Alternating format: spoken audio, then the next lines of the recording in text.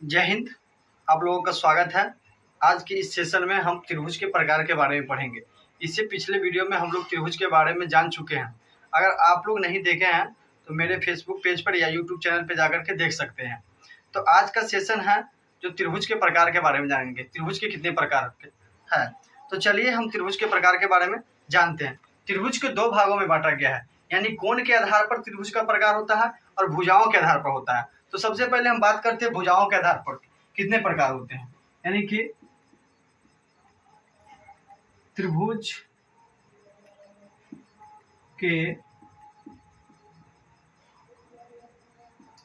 भुजा के आधार पर तीन प्रकार होता है। तीन प्रकार होते हैं। त्रिभुज के भुजा के आधार पर तीन प्रकार होता है। कौन कौन होता है? पहला होता है समबाहु त्रिभुज। समबाहु त्रिभुज। अब समबाहु त्रिभुज किसे कहते हैं? पहला होता है समबाहु त्रिभुज। समबाहु त्रिभुज किसे कहते हैं? समबाहु त्रिभुज जिस त्रिभुज के तीनों भुजा बराबर हो या समान हो उसे हम समबाहु त्रिभुज कहते हैं। यानी कि जिस त्रिभुज के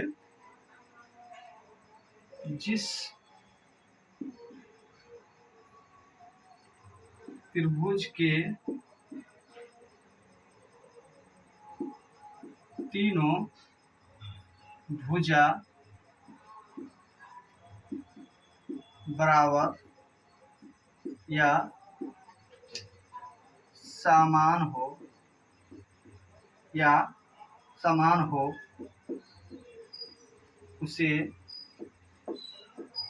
उसे समबाहु त्रिभुज कहते हैं। समबाहु त्रिभुज कहते हैं। जैसे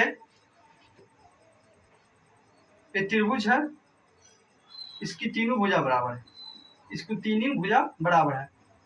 A B C. A B C क्या है? एक समबाहु त्रिभुज है जिसकी तीनों भुजा बराबर हो या इसके तीनों कोण न्यून कोण हो, यानी कि 90 डिग्री से कम हो, वो सभी क्या कहलाएगा? समबाहु त्रिभुज कहलाएगा, जिसका तीनों भुजा बराबर हो। यानी तीनों भुजा बराबर है।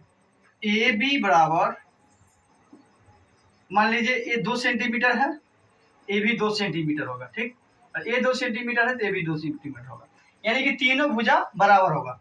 ए बी बराबर बी सी और बी सी बराबर ए सी बराबर 2 सेंटीमीटर, यानी कि सभी क्या है? सभी 2 सेंटीमीटर। इसका सभी भुजाएं बराबर होता है, उसको हम समबाहु त्रिभुज कहते हैं। तो समबाहु त्रिभुज समझ गए। अब चलते हैं समद्विबाहु त्रिभुज। समद्विबाहु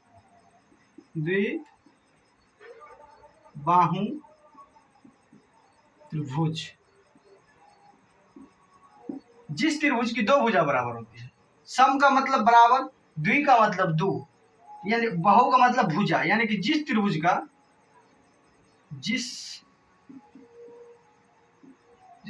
का दो भुजा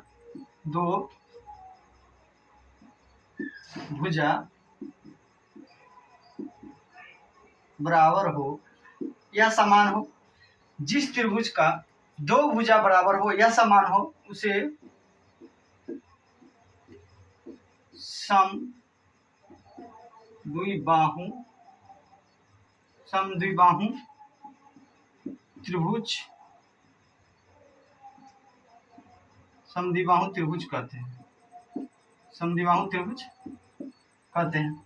एग्जाम्पल है, इसका दो भुजा बराबर, ए भुजा और ए भुजा बराबर हो और ए भुजा अंतर हो, यानी कि ए भुजा अगर 3 सेंटीमीटर का है और तो ए भी भुजा 3 सेंटीमीटर का होगा। ये भुजा कितना होगा? 3 सेंटीमीटर का होगा और ये कितना हो जाएगा? 4 सेंटीमीटर का। इन दो भुजा जिसके बराबर होती है ए बी सी। त्रिभुज ए बी सी में जिसका दो भुजा बराबर हो वो कहेगा, वो क्या कहलाएगा? समद्विबाहु त्रिभुज, और एक भुजा अंतर होगा।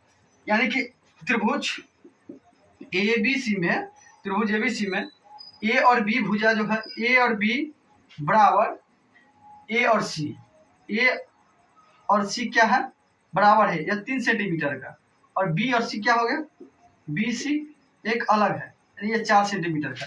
दो भुजा बराबर हो और एक भुजा अलग हो, उसे हम समद्विबाहु त्रिभुज कहते हैं। यानी कि समद्विबाहु, सम का मतलब बराबर, द्वि का मतलब दो, बाहु का मतलब भुजा, यानी जिस त्रिभुज का दो भुजा बराबर हो यानी समान हो, उस त्रिभुज को यानी कि उसे समद्विबाहु त्रिभुज कहते हैं। आप लोग समद्विबाहु त्रिभुज समझ गए, तो अब चलते हैं विषम बाहु त्रिभुज। विषम बाहु त्रिभुज, जिस त्रिभुज के तीनों भुजा असमान हो यानी कि बराबर न हो, जिस त्रिभुज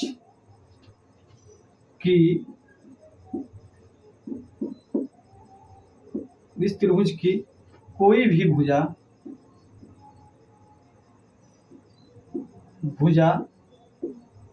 समान न हो, जिस त्रिभुज का कोई भी भुजा बराबर न हो या समान न हो, उसे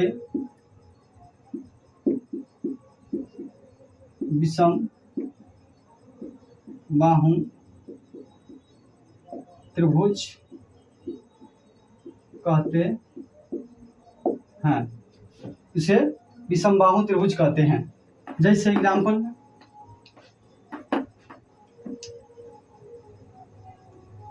समझिए, विषम बाहु त्रिभुज,